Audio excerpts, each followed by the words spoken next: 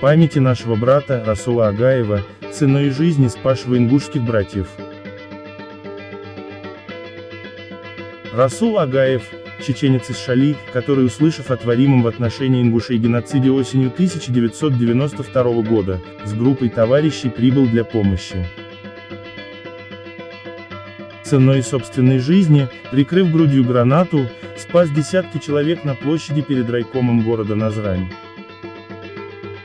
Муса Садулаев рассказал: «Я оказался в Назране после трагической и героической гибели Расула. Было это перед зданием администрации, где круглые сутки тысячами стояли ингуши в те тревожные дни. Не понимающий в гранатах один ингуш протянул гранату Расулу, выдернув чеку. В доли секунды, оценив ситуацию, Расул лег на гранату, которая взорвалась сразу же. Расул погиб на месте, сколько погибло или ранено было ингушей, не могу сказать. Но я фотографировал в одну кучу сваленные окровавленные шляпы и другие головные уборы пострадавших.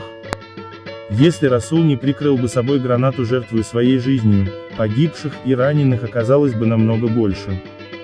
Большая делегация ингушей поехала хоронить Расула в Шали. Так нелепо и трагически закончилась жизнь нашего славного брата. Ему было 24 года. Расул был настоящим братом. Ингушский народ никогда не забудет его подвиг.